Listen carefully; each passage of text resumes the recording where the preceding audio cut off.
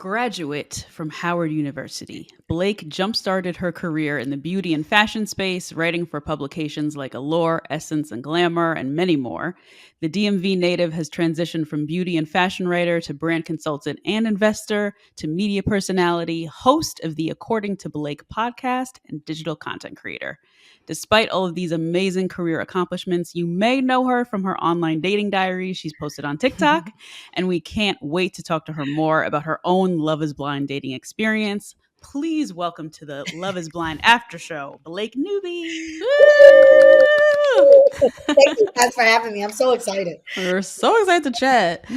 Okay, so we saw you were in Vegas for Galentine's. How was that? It was great. Yeah.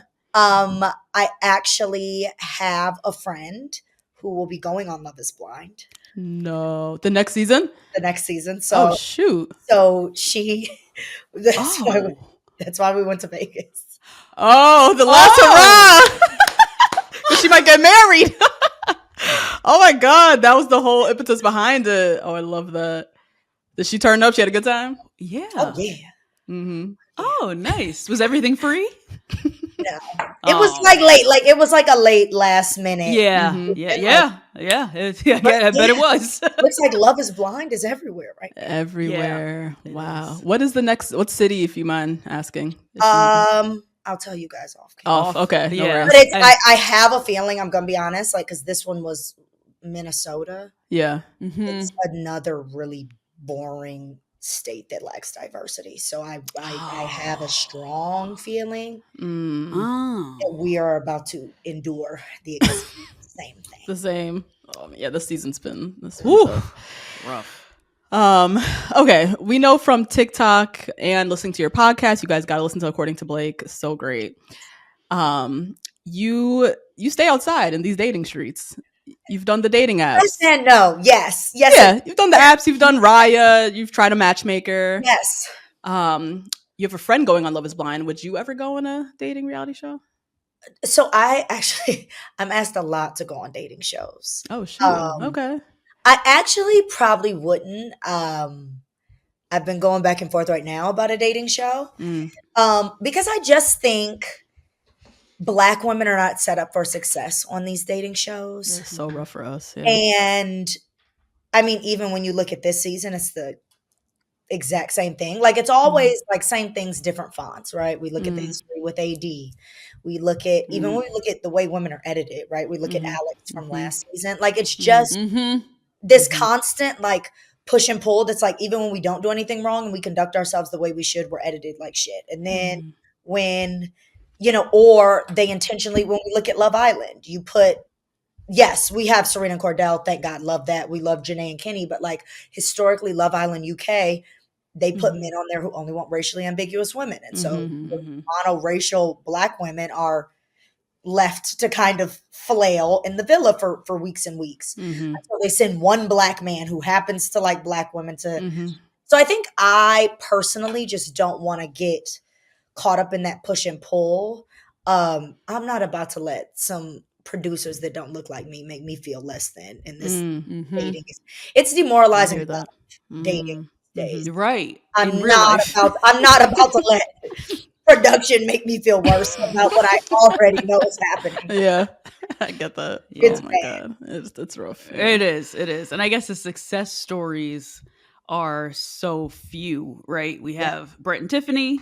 We have Lauren and Cameron. Like we have some, like as you said, Serena and Cordell, some like real success stories. But the aftermath of Black women who don't make that success story is too rough. It is. It's for the investment. Yeah. It is. It is. So I'm going to have to say no, because there seems to always be a catch. Okay. But there's always a catch for us. Yeah. So we know you're a huge Love is Blind fan. Yeah. What's your favorite season of Love is Blind? Okay, so of course season 1, because who didn't love Lauren? Yeah. And I think that season 1 was when they weren't so interested in the antics. Like I do think that season 1, they were like, let's see if we can really get these people. Yeah. If we can gain reputability as a show. Right. And then we'll start acting crazy. Yeah. Once that's over. I will say The season I was the most invested in, though, and I don't know the number off, was it 6? Clay and AD season. Yeah. Yeah. 6, yeah. That was the one that I was the most invested in because I think all of us were just like, what is Clay and AD just as a little what is happening? case study. Yeah. Like, what is happening? But yeah, no, I love Love is Blind. It has its seasons, right? Like I don't really think 2 was that memorable. Like it has, it has good seasons, it has bad Ebbs seasons. and flows. This is the worst, though. You think this one's worse than Chicago? This is worse than number 2? I do. Yeah, this one is moving. At least Chicago had black people. I know, and it did have drama. It had drama. We had Deep Right. T and Shake. Like we Right. got some good stuff. I forgot about that. Yes. And the producers told her to say no to him. Like they said, a producer was looking out for her and tipped her off. And tipped her off like he's Go terrible. up there and say no. Wow. Oh God. You see, there was something this season. We have ibuprofen addictions, like not even to be which is not even real. productive, but that's not real. Yeah, but I can understand the addicted to feeling like you have no pain. That's Absolutely. Yes. addicted to either, whatever. So you already said, right, your overall thoughts though on this season. Are you going to continue to watch 7 through 9? Are you gonna? I think I'm gonna watch because, much like you all, I have a platform where I talk about pop culture and I talk about things happening. So I do want to be informed if I end up in certain rooms or just to talk about it again on my podcast. But I'm so not invested. Like it's really bad. And now that I feel like Virginia's about to tap out because I think she got icked out, I'm like, so we're really about to have no black couples. And so no. Like, no, am I invested? No. Am I going to let it be background noise? Yes. Okay. Yeah. I'll get through the season. Yeah. But just to stay in the know. I'll just stay in the know. Yeah, just to know what's going on. Yeah. Yeah, definitely understand that. So let's get to the interview portion. Okay. So we know that you started working with a matchmaker. Yeah. Before you started working with this matchmaker, did you prefer meeting men in person or online dating? I've always preferred meeting people in person. Since I'm such a people person and I'm so outgoing, like I thrive in person environments. Like I'm an awful texter, like I never feel like my personality comes out. So apps and things like that were never where I wanted to be dating, but it was just kind of like, well, what else are we going to do? Like meeting men outside is not very great. So it's just kind of like what else? Yeah. Or the matchmaker. And even now still, I prefer meeting men in person. And I there's a lot of my friends do often think of me for things. Okay. So it is like I have a date tomorrow, like with a friend, with we have a mutual friend. So, Nice. Yeah, I was going to ask you because you're in the fashion and beauty space. And there's no heterosexual. There's no heteros. Tough. And I'm an infamously, they know on this show, I'm an infamously lazy dater. That's me. Yeah. I'm married to a guy I worked with. Because I just need him to drop out the sky. Like, please, Whole Foods. Like, please, just like. Yeah. I am lazy because my life requires so much. Like, my career requires so much of me socially. And it requires so much energy, physical energy out of me. And so for me, it's like when people are like, well, you need to be outside more than I'm outside now. Like I have to be more outside that doesn't I am check. outside. Like, are you like, when will I sleep? And I feel like all the times when I go outside, men just stare at you and they don't say anything. And then sometimes they'll DM you 3 days later. Hey, think I saw you. Oh my God. That's what we're doing. You all are very lucky. I don't think the married women understand. Because I know that marriage also has bad PR at the moment. It does. It has horrible PR. I understand that it has really bad PR. Yeah. But somebody was saying, and I don't know if it's true. I need to verify it. But somebody said that Tia Mowry went back to her husband. What? And I need to verify it. But everyone's like, no, Tia Mowry went back to her husband. And I'm like, because she got out here. And she said, this is the ghetto. I can't. I'm going back to where I'm safe and what I know. Yeah. Yeah, not even safe, just what I know. Because it's really, really, men don't speak. Yeah. They will stare at you the entire damn day night. They will Wow. just look at you, and they're like in herds of their friends, so they'll Yeah. just talk to their friends the entire like. It is hate very date. You know, my dad, he's like OG black guy, so he's like, Mhm. you mean tell me you and so and so went out and did no man approach you? I'm like, and it wasn't Mm-hmm. until he saw it in person that he Mm-hmm. was like, Oh. this is This is what's outrageous. He happening. was like, Yeah. me and my friends would have been over to y'all in an instant. The second y'all walked in and sat down, Mm-hmm. Yeah. he was like, we wouldn't have even given y'all a second to order drinks. Like it would have been. And Mm-hmm. now we're like, Yeah. Oh my God. Yeah. I met my husband 2019, like right before COVID. I think at the cusp of men still kind of going up to people, maybe. And I met him online, so not even in person. see, But it's yeah, it seems like they between don't treat COVID women and half just the either. They'll generation. just match. If I could, Mhm. I'll show you guys right now how many matches on Riot that are just matches, no messages. Mm, Ew. what a waste of I'm like, what is the time. point? And you have to Yeah. pay for Riot. Right. So I'm just Damn, I gotta pay paying. for this. Wow. I'm just paying to match and sit. For online validation For that online, you that's I'm like, match with somebody? mhm. That is pathetic. And everybody was like, well, you need to date the white guys. The white guys do the same things on Riot. Mm. Oh. I This have is like not. a I have not closed cultural myself male off. thing. Yeah, I have not closed myself off to a certain race on the apps. Like I'm Mhm. liking all of them. Mhm. Same thing. Same reaction.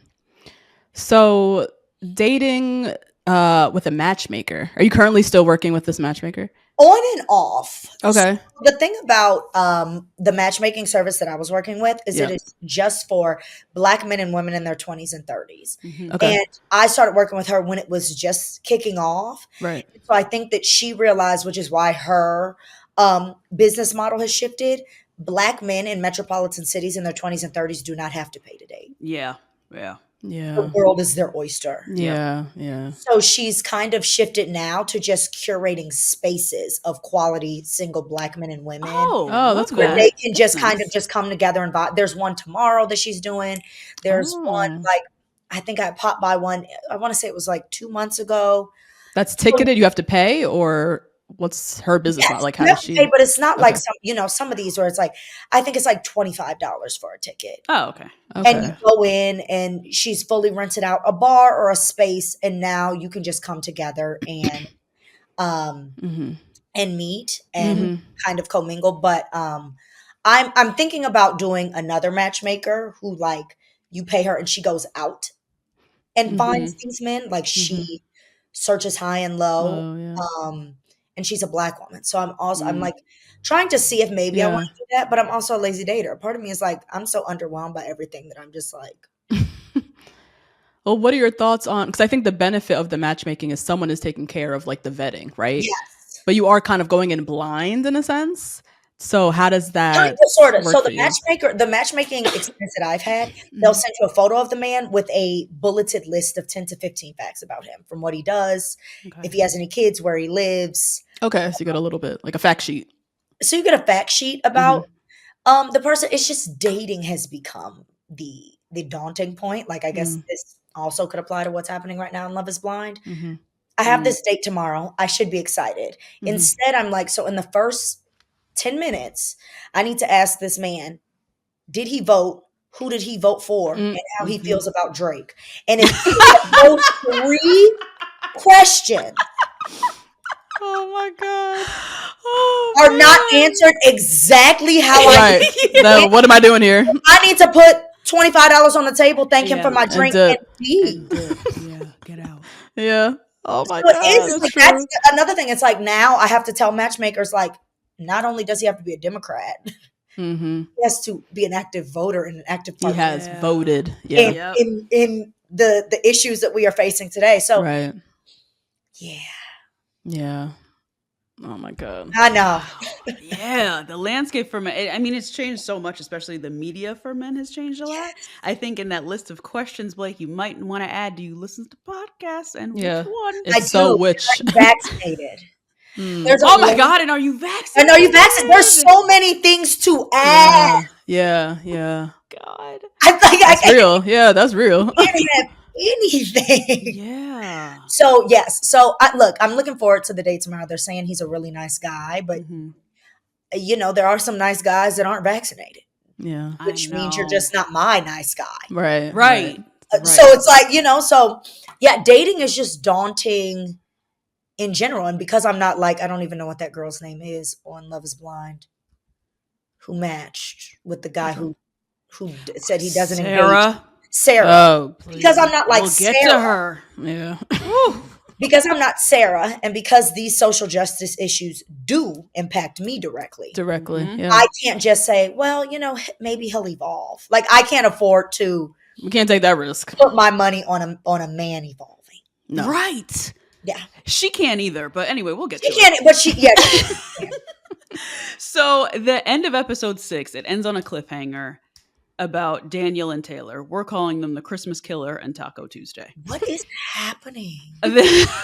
But a question for you in this day and age, and even what we were referring to earlier, would you date a man with a large social media presence? You have a large social media presence. You're online a lot. You see these men who are online who have large social media presences, what they do. Would you ever date a guy who is into social media? So I told myself never, but this man tomorrow has more followers than me. What? Oh, interesting. He's not in the industry, which is interesting. So I'm like, where did all these followers come from?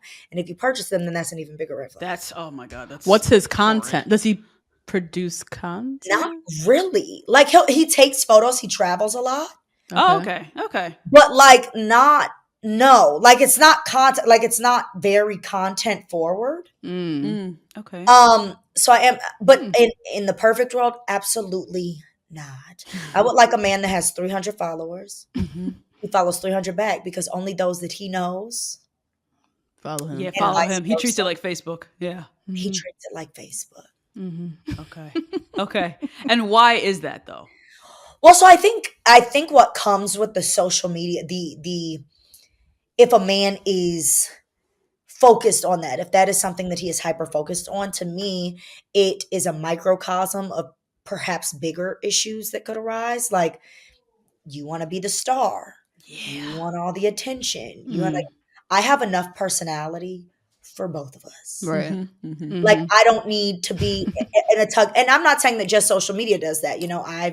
I dated an agent who thought he was a star too, and that created the exact same type of dynamic. I see. Okay. Yeah. So it really has more to do with if your desire is to be the star. But I think oftentimes what we see is men with a large following, if they're not, say in a very public figure to where that happens organically, then it is I cannot date a man that pulls out of, remember when it was that conversation on TikTok where he like put that tripod, pulled out a Target. Oh my God. And I want to be abundantly clear, because I do know good men who are creating content. Of right? course. Yes. Yeah.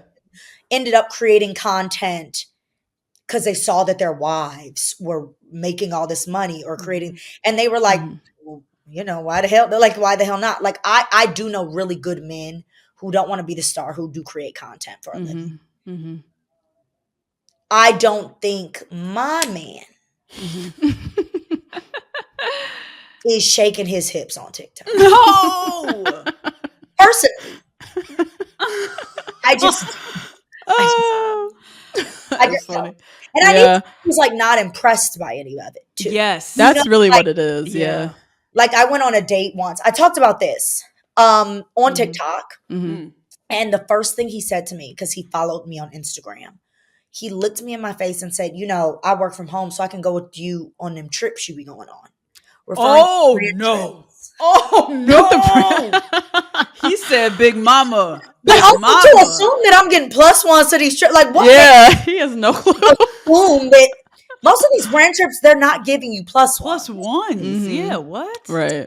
Yes, most, unless you are a super macro influencer, they're not giving you +1s. And why wouldn't I take my mother? You see And me why would I- alone. Like, what? Why would I And take so my that's it's the not impressed part. That, like, I want a man who is like enamored by me, but not impressed by what I do. If that makes sense.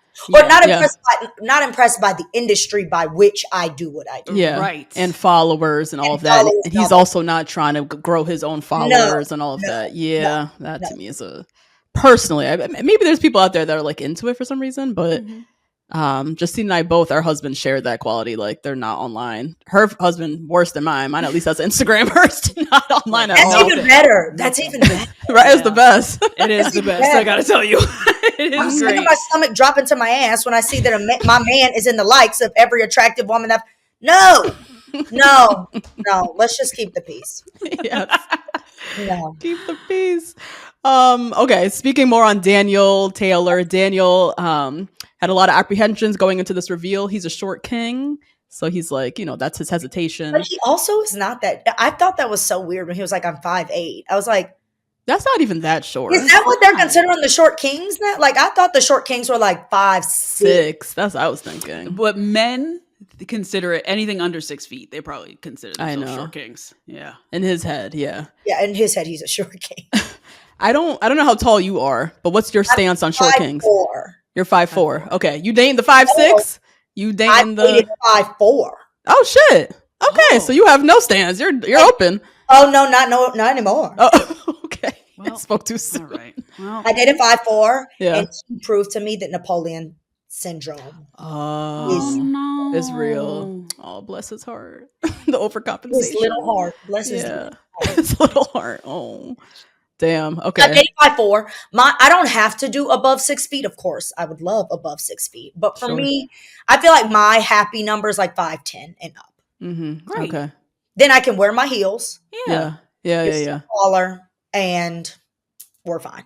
And work with it. Yeah. I think as I've gotten older, Yeah. I just hung up on a lot of stuff that I was hung up on. Oh my God. Yeah. Because you dated. I've dated the man who was 6'5" that treated me like shit. I've dated the man who was 5'4" that treated me like shit. Exactly. Find something in the middle. Yeah, exactly. Ain't You going realize about it doesn't matter. Mm-hmm. No. Yeah, I remember being on the app. I'm 5'6", and I remember a time being on the apps being like 6 foot and above.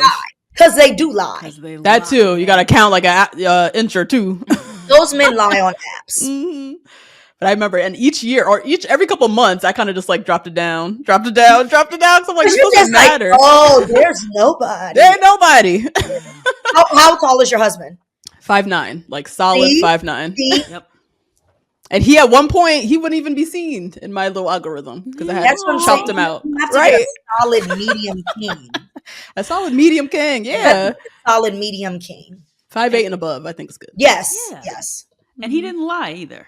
He was 5'9" he on didn't the lie. app, right? 5'9", for real. Yeah. You said, okay, all right. We could do this. Because usually if they say 5'9", he would have been 5'6". 5'6". Yeah. Which is so crazy. That's that such they a were doing huge that. difference. It is. And I've been caught up in I'm sure you've dated a guy who said one height and then he turned out to be not. So many of them do Mr. it. 5'4" would have like died on the hill that he was 5'6". Oh. So I'm like, Meanwhile, y'all are back to back. I'm like, I'm looking you dead in your eyes. Oh man. But yeah. Oh my God. Okay. So I want to talk, I guess, something a little bit more nuanced or like a little serious with dating and how the world of dating today. So, we see Devin this episode. He gets a bit caught off guard by Brittany's admission that she's previously dated women.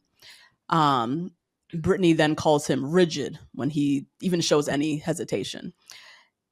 Something that we were thinking about, like in this age of sexual fluidity, more and more people are declaring themselves polyamorous. Sexuality exists on a spectrum. I think that's becoming more widely accepted as a concept. Yep. Have you found in dating that it feels more necessary to be open-minded because of these things that are more open? I do think so. Okay. I was surprised that Devin had so much of an issue. Usually most men are like, oh, okay. Oh, into it in some way. I was like, oh, okay. She called him rigid. I don't know if rigid is necessarily the word that I would have used for someone who wasn't open to that.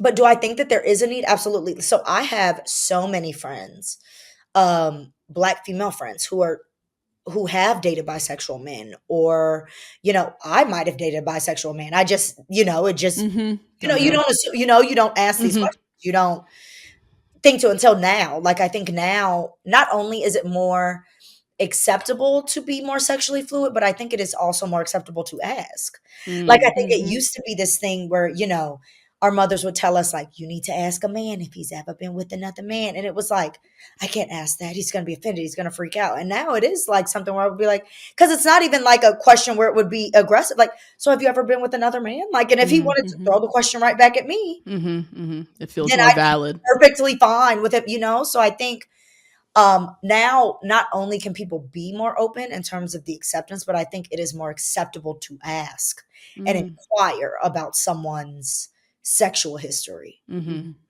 Interesting. Yeah.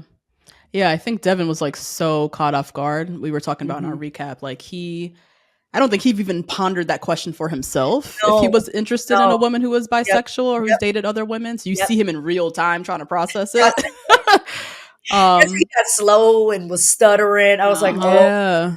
But that could also be because we live in New York, right? We're in the New York City area, which is just way more liberal, progressive. These people are in Minnesota. Many of them are God-fearing people, so they're not dealing with this. Like, right, that is true. I guess here it's like, who doesn't have a bisexual friend? Right. Yeah. Who hasn't met someone who's trying out polyamory? That's like, you know. So yes, you know what? I didn't think about that. And they were raised in Minnesota too, because him and Virginia had gone to the same high school. So right. Yeah. So yes, and they're Minnesota natives. I didn't even think about that. Yeah, it's just not as open in general, I think. Like, just ask. I'm just kind of like, what do you know? Like, I was just kind of like, what is this? Because he truly had a visceral. Yeah. Shocked. You could see it on him. It reminded me of Molly. Remember when Molly dated the guy from Enterprise on Insecure? Oh, yes. Oh yeah. That was Remember that? And that was like a whole moment. And I feel like all of Black America experienced that moment all together on Twitter, but maybe not. Devin was not present for that episode. He missed that conversation. Yeah, true. And like, it does exist. Yeah, no. I was very surprised to see that. Yeah. So was I. I was almost like, I think that could be a regional thing. We see and hear everything over here. Yeah. That might have been the first time he faced that woman, a bisexual woman in his life. Like. Or at least one that was willing to tell him. Openly, that she was. But what I loved about it is that she really stood her ground. Like the second because I think too, when we go back to things that are like fundamentals and like non-negotiables, like she knew in that moment it couldn't work. And so she didn't try to force it to make it work. Right. She didn't try to force him to see her side of why he should accept it. I was like, go sis. She was like, I bid you farewell. Yeah, it's not for me. It's fine. Not for, yeah. Love that. Sarah should have done the same. Anyways, let's get to Virginia. So Virginia is a doctor. She's high achieving. She's a boss babe. You two are a very accomplished Black woman. And we can see how that long list of accomplishments could be, God forbid, intimidating, right? So the opposite of the young man who said, Big Mama, take me on this trip is the man who's also intimidated by your list of accomplishments and your thriving career. When you find men who are not intimidated by your career, where do you find them? And is there a pattern? Are they always older? Are they always from a certain area? Are they always in a certain industry? I'm going to be honest, I've never met a man that wasn't intimidated by my You lie, Blake. What do you mean? Also, or intimidated by my personality, right? So like this hasn't always been the same thing, right? Like the man that I dated in high school, I wasn't Blake Newby. Right. Yeah. That's different. And he wasn't, but I think men have always, like, I think it's so interesting because I get all the time, like, Blake, I know men are blowing down your DMs, like, all the time. I'm like, you guys would be very surprised at how little men actually approach me. And how, like, it's not as for people assume that it's like frequent. I'm like, it's actually not. And that has been the same in college. It's been like before I was successful, it was the same thing. And so I think that what comes with women who end up in positions that are successful is there's personality traits. Okay, yeah. Scare men off first. The career comes second, and it just compounds to that. So it's like, I've never been low maintenance. Like, you know, who was it? Danny? Is that his name? Who's that? The one who sells Botox and aesthetics? Oh, the one who hates women? The one who hates women, David. Yes. David.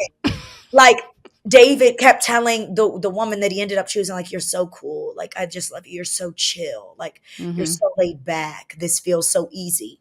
no man that has ever dated me. Yeah. Never said those He words. might love it here, but he's like, it's not easy. And she's not laid back. And she's not chill.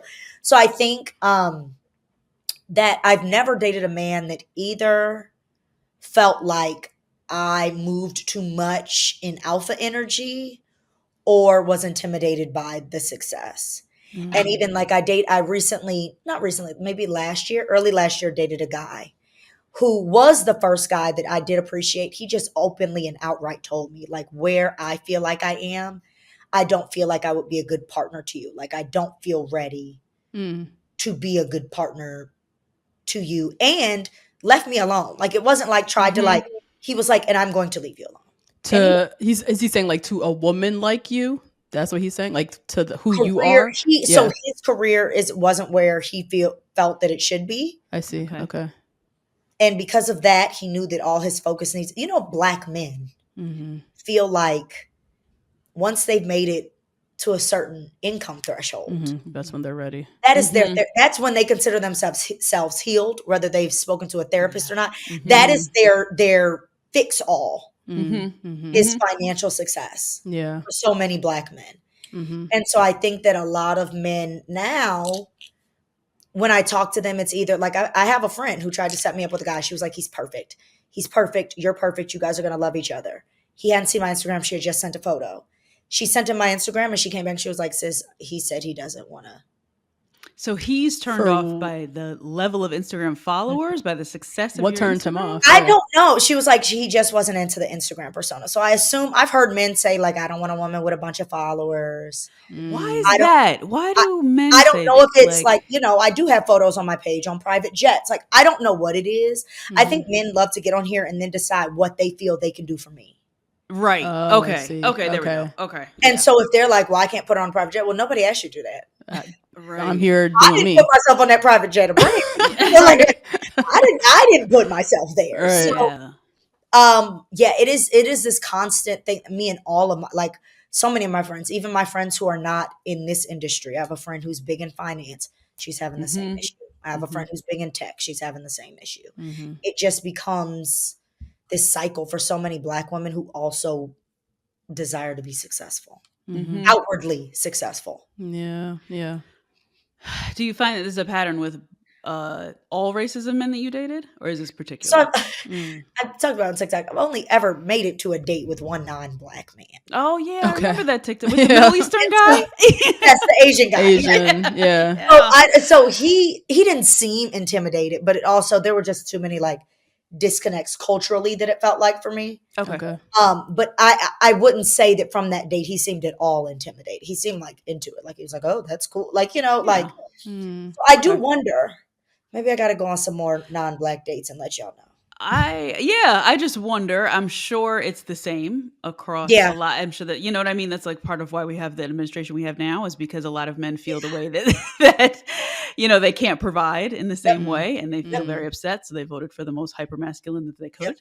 And they don't know, we talk a lot about on this show, they don't know the act of providing when it's not financial. Because provision is also emotional support. Provision. That's why I say they think that once they've made money, they're ready. All is well. They're ready to get married. They're ready. That's why all of a sudden you see this flux. And I'm at the age now because I'm 30. So it's like all of a sudden these men that I went to college with, like all of them are getting engaged at the same time. It's like I'm just like, what? Like, are all of y'all ready at the moment? No, all of you guys are making more money than you ever had, and you finally feel like, all right, this girl's around. Let me propose. I can provide for her now. Yeah.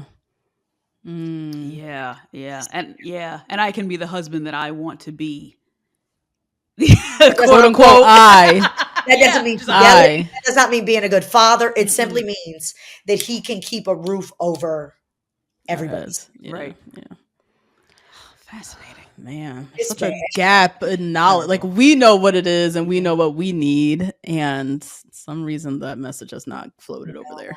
Yeah. Do you think too that it has to do with it takes so much for Black women to be successful, and when you can see it outward and it's publicized that being successful is even part of your brand, they're like, oh my God, she made it so far and I haven't even done this. Yes.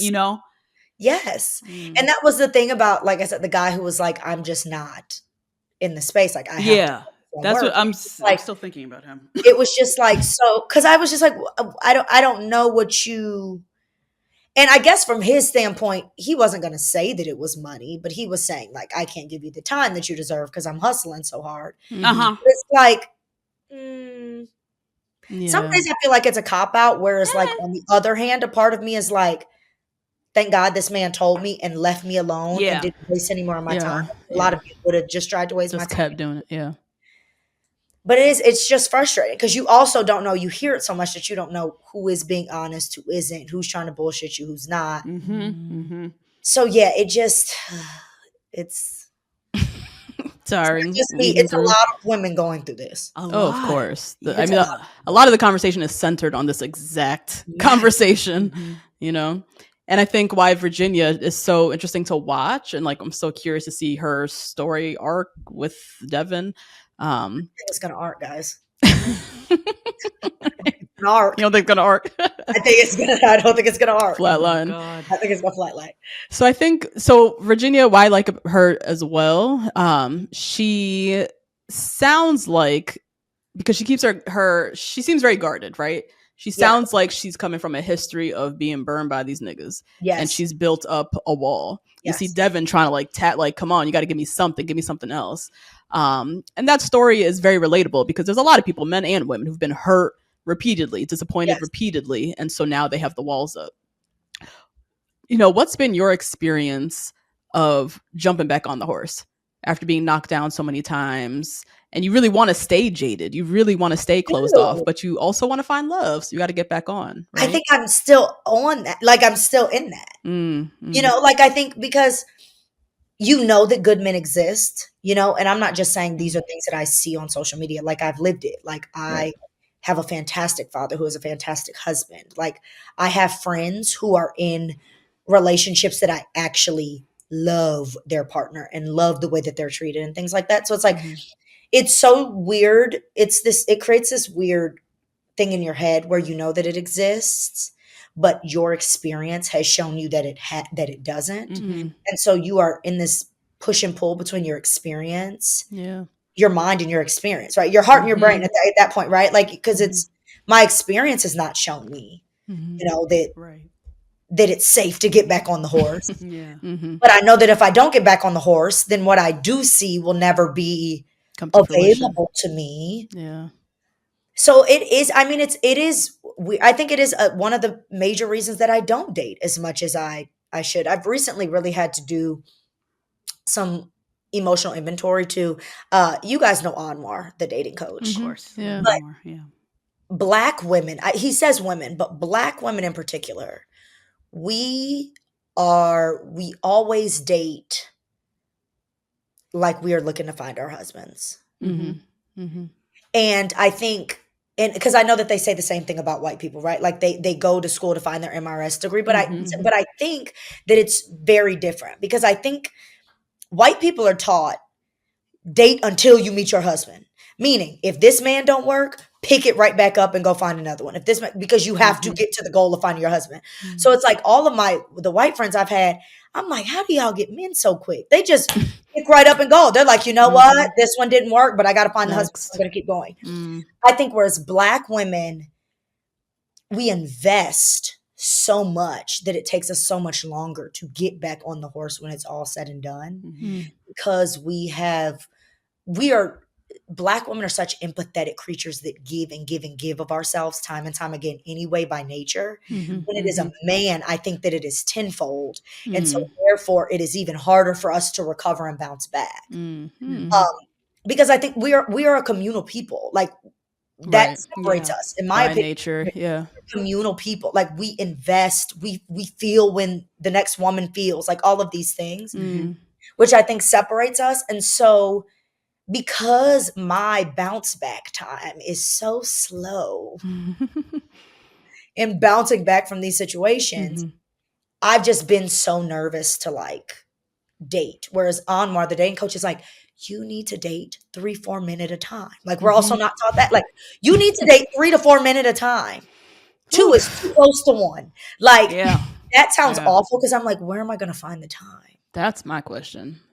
Where, how, with what time am I entertaining 3 people? But I get the sentiment when so many Black women have anxious attachment styles to men. Why the only way to break that anxious attachment style is to to be date out a there. bunch of Yeah, I it's to see. be out here and ranking them like we and saw rank in them, Love Is you Blind. know. Yeah. So it has. I'm currently on that where I don't want to get like it's like I should be excited, so excited about this date tomorrow. But I think too with the election, I have such man ick. It's like half man ick, half is this man gonna be just like the rest of them. Yeah. Oh my God. That is You so divas tough. are very lucky. Okay. I know. We praise Hold the on Lord tight. every day. We prayed. Hold on we tight. went through the ringer too. I mean, I spent my entire 20s single. So I feel very connected to the single identity. Yes. Yeah. And I met my husband December of like I was 29 December right before I turned 30. Like so I understand that trying to get back on the horse, trying to keep that hope, even though it's not happening for you, even though you want to be super jaded and not show up for these dates and like cancel, he ain't gonna be shit anyways, like fighting through that because the desire of what you see your friend has and she's so happy and you love what she has and you want to get that. It is living in that little middle space. It's tough. But like you said, the single identity, I'm so comfortable in it. Yeah, because you know, like I know it so well. Like nobody bothers me. I sleep well. I've had enough nights where I'm not sleeping, wondering what a man is doing. Yeah, That I'm like, you have that extended period of like, I sleep well, and I don't have to, you know, like I just don't have to change anything around in my life. Right. But I want to, like, I want to like something to so much that I'm like, this is just what you do. Yeah. And you know, when you're in it with somebody. But right now I want to cancel the date. I feel you. Oh my God. Yeah. Okay, so I don't want to spend too much time on them because I can't stand them. Sarah and we're calling him Judas. This whole Black Lives Matter performative allyship, blah blah blah. Who you got more beef with? The girl Sarah or her Judas? right. That's where we were really sitting in.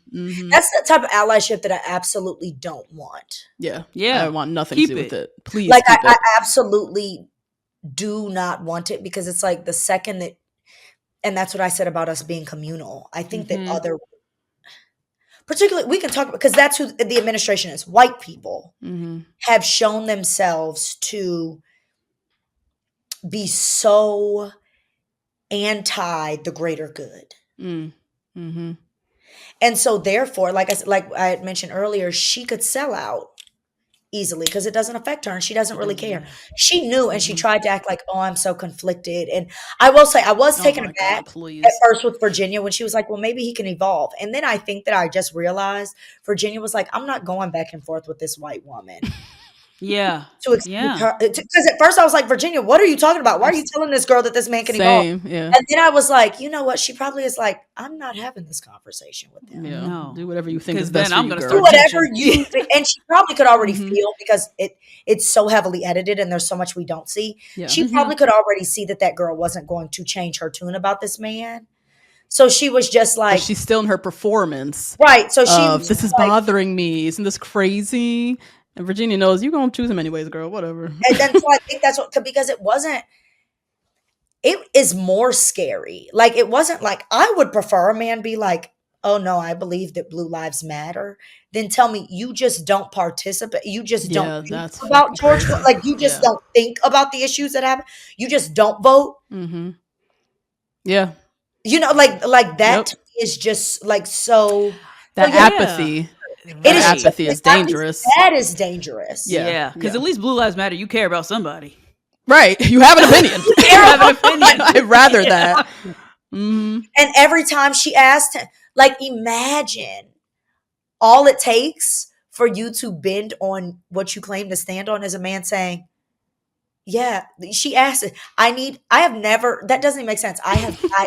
So I'm like in my brain. See the battle. Literally was like, I need your promise. Promise. That's really all she needed. Feel the same. on Pinky black swear. people being killed. Yeah, girl. On my gay sister. She said, right. She was That like, too. I need a promise. And I could tell it was performative in the way that she was, just the way that words were framed for her. Like, you know, when you can just kind of tell the way that words, how would you feel if your child said that they were LGBTQ plus? I know, because she said that for Speaks I'm like Cameron. not a this. member of the community, and when I have conversations, so how would you feel if your daughter came out, or daughter or son came out as gay or trans or what are we Queer, like? whatever, Like yeah. queer? What are we like? Mm-hmm. Yeah, And she's not that's even why comfortable with the words. she wasn't even comfortable. She was like, Yeah. you know, what happened with George Floyd is bad. Mm-hmm. she's committed to this role, though, girl. She's committed to this role. But it's not even like, I know true allyship. I don't know if you guys have seen on TikTok. She's one of my mutuals. I'm obsessed with her. Susanna Lambert. Yes, love. She's the Republican makeup girl, right? Yes. Oh yeah, I know her. Woo. You can tell a white person who is truly has made it a part of their, like, they believe that it impacts them just as much as it impacts us. Like, who is truly made, the way that she so eloquently describes what is happening to oppressed groups, and that you can tell that it is not foreign to her because it is a constant part of the conversations that she is having from day to day. You can tell that those conversations are not conversations that girl is having often. Exactly. It felt unnatural. Yeah. Yeah. She felt uncomfortable. It is. Fuck you. Yes. Preach. And ditto. I prefer Judas. Yeah. Who said, I don't know. I can take it or leave it. He literally he was like, Neither here nor there. I stay out of it. Yeah, stay out of it. Yeah. That's honest, my at least. God. This At other least girl is that's very clearly honest. dishonest. Yeah. I know that you guys have seen it already, but I'm like, now that is a couple I am interested to see if they make it. Yeah, very interested in that family meeting. Yeah, I think allyship, part of allyship is speaking both languages. I think that's what Suzanne does really well. She presents to both Republican white women, Democratic white people, and Black and brown people in different ways in order to speak their language and to really actually progress things and move things forward. While Sarah was exclusively speaking in language that she learned on maybe an Instagram story or like she's just barely service. Literally. Yeah. She like follows black liturgies and like and just repeats the one after the other and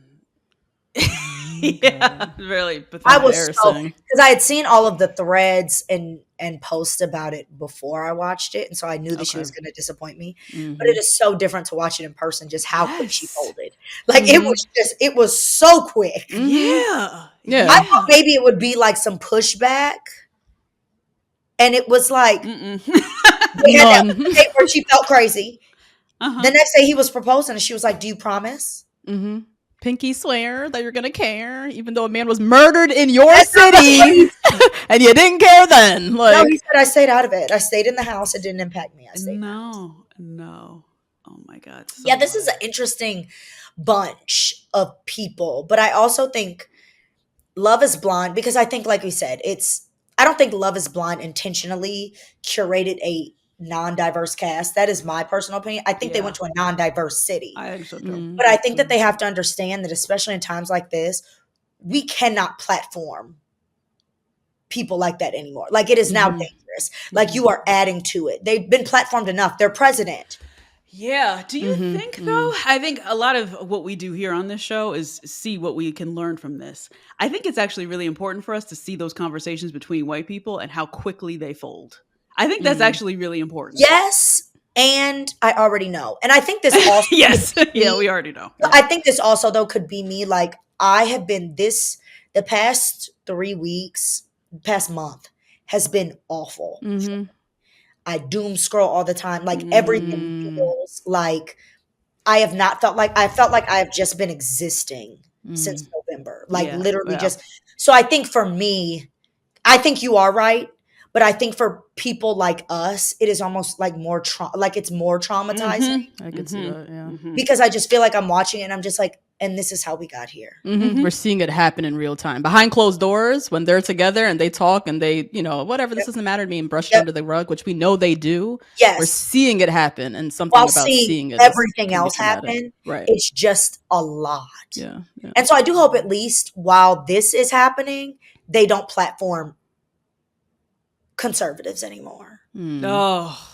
I think it's dangerous. I think it's dangerous. And it is because they're everywhere.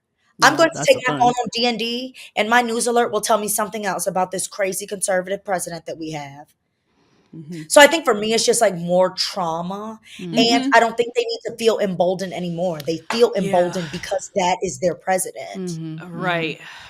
Yeah, I understand what now you mean. It's like Love is Blind viewers are like, oh yeah, you see, like I don't have to.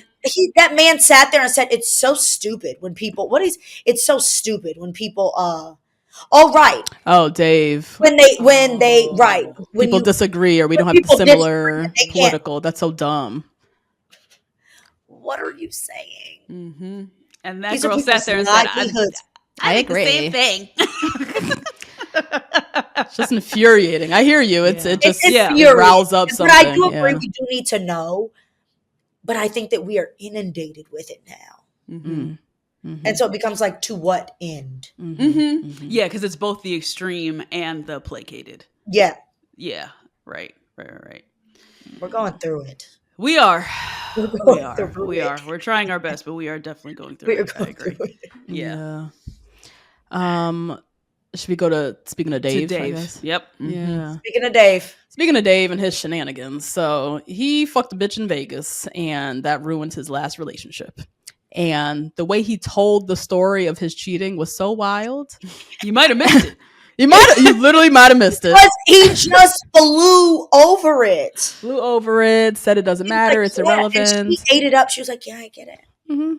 Her reaction was what was so wild to us. Like, she just had no follow-up questions. None. If you are dating a man if you're pursuing somebody, right, and he reveals he cheated, which happens. A lot of people cheat. So it's like, it's more common than not, right? What follow-up questions do you need to have? Like, what was she missing? And what are you looking for? When he's retelling his story, what are you looking for? I think that you should ask, okay, let's see what I would ask. What were you thinking in the moment? That's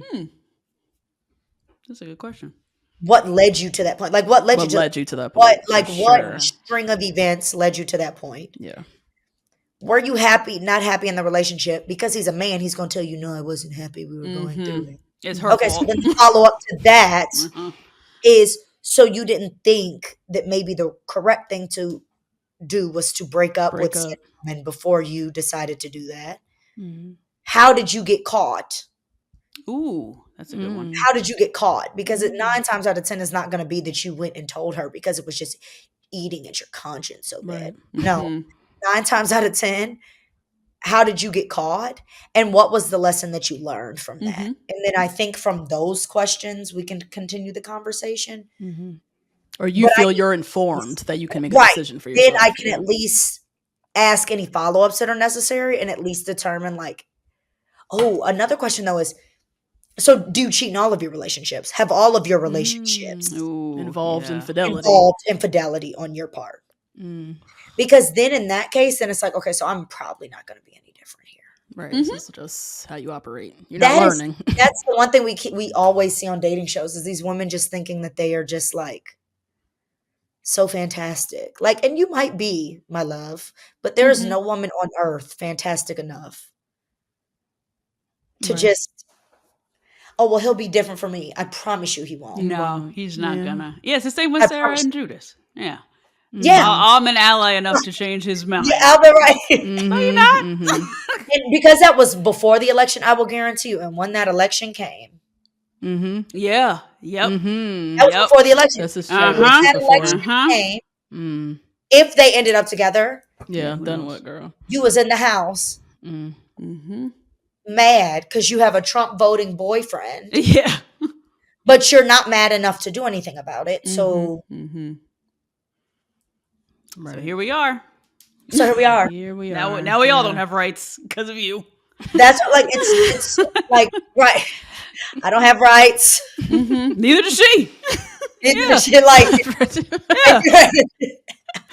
and she's sitting there talking about like that's bad. Do you see? Do you see now? I bet if they were having a conversation today, she'd be like, "Do you see? Do you see what he's doing? Do you see now?" As if that man didn't see when he voted for him. You know. I also don't believe that he didn't vote in the last election. You don't think so? Because that's I really think he embarrassing. was ashamed to say it. Oh. He's ashamed That to was say. pre-election. People are even more embarrassed. I think he voted for Trump that election.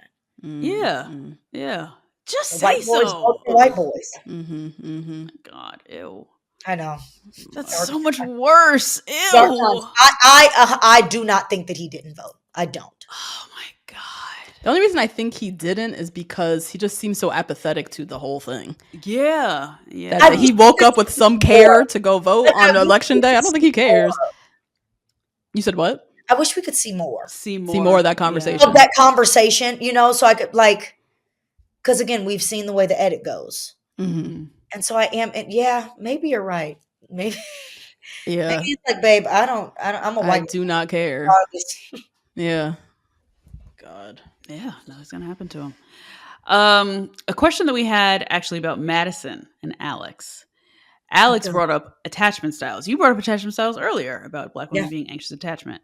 Does that matter to you in vetting dating? Like in your perfect fact sheet that you would get from the matchmaker, would it say their attachment style? Would it say their zodiac? Like what are some of the things you zodiac? look for? Absolutely. Are you a suns and moons girly? You're a Sag, aren't you? We're all Sages here. We're all Sages. Oh God. Powerful room right here.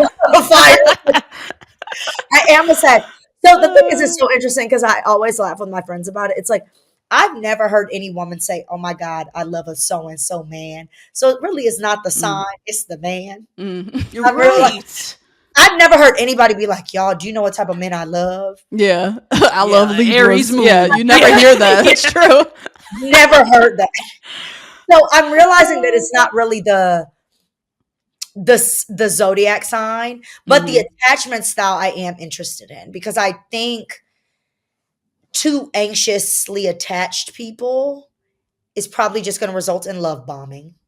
And that makes sense. I do think that as somebody who does tend to teeter on the anxiously attached side, I do need a man who is very affirming, but is not like, but who can bring me back down to earth about like how interactions actually need to go and should go. Because sometimes I'm a Sag. Y'all know, it's like when it is full fire, it is like feeling it. Yeah.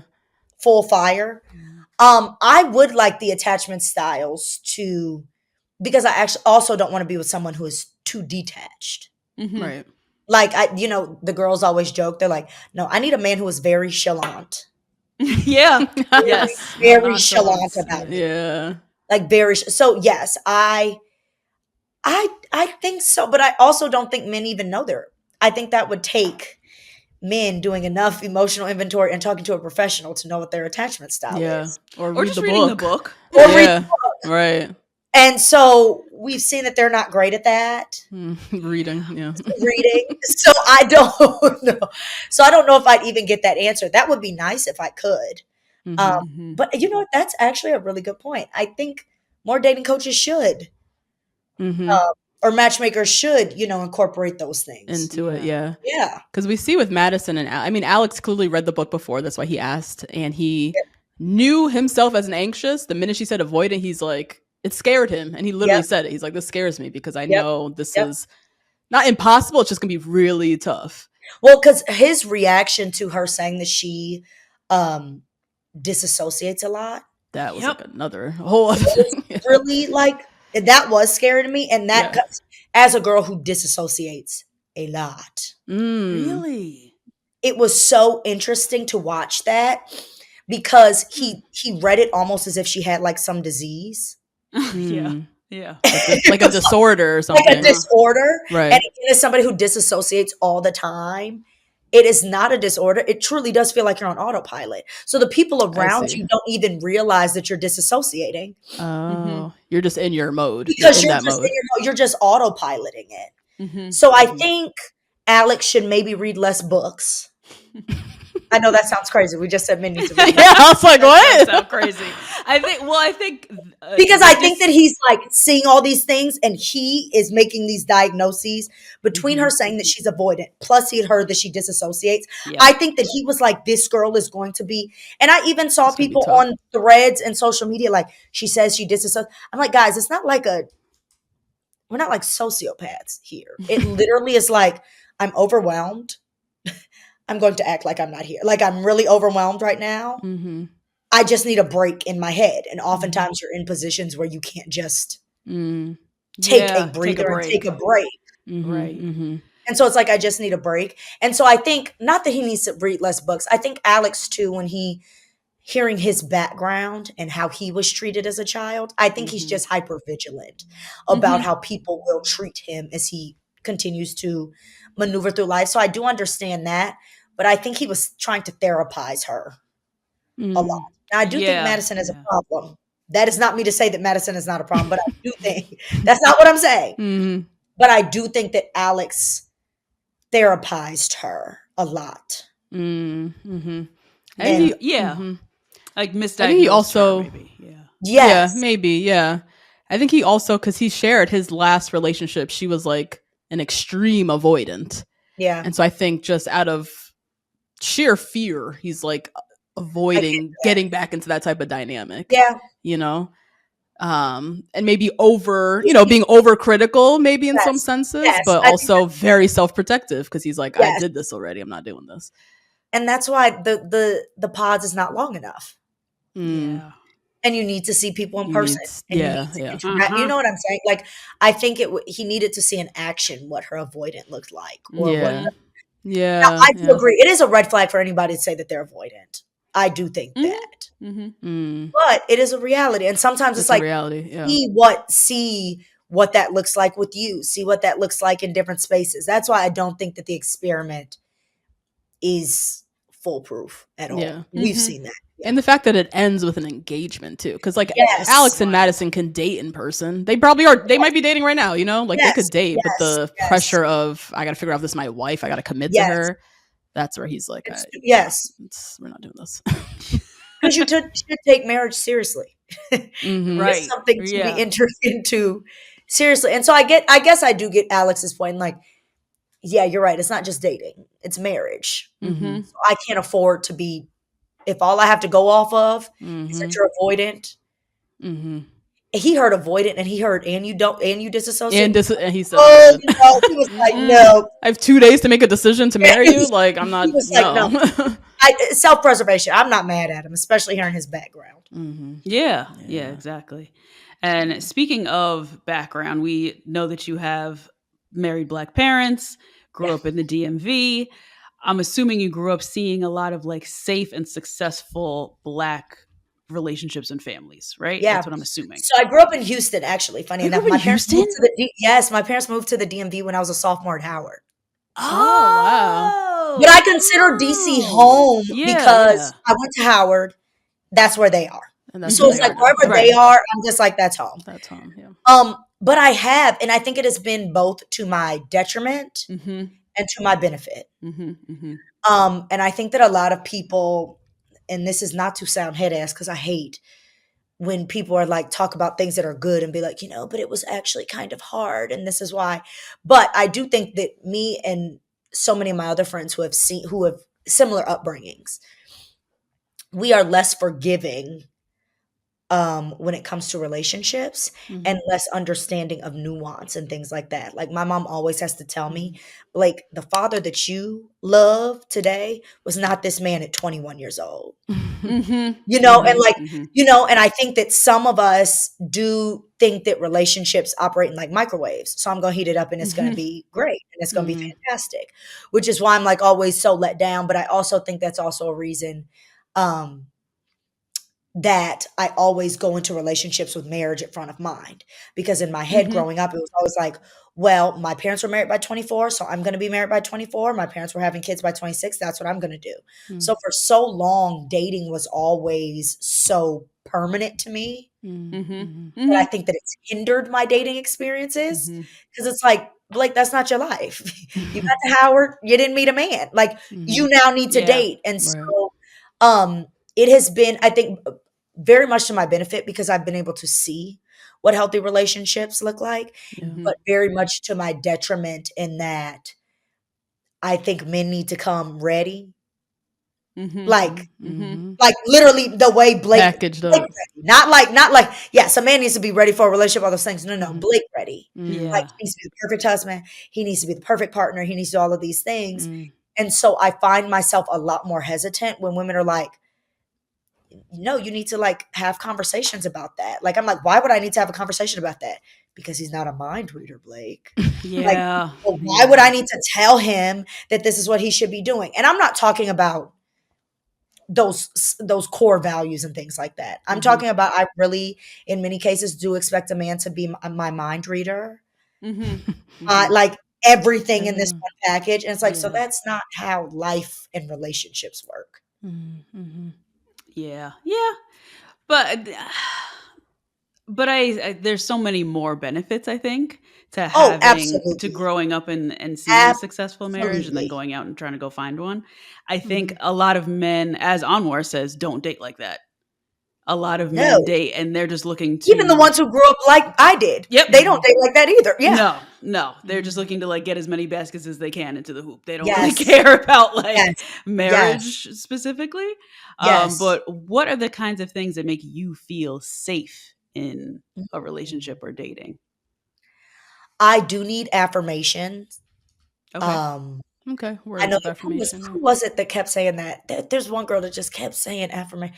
The one who ended up with Affirmation. Mason. Was it Mason? Oh, Meg Meg. I think she kept saying like, was it Meg?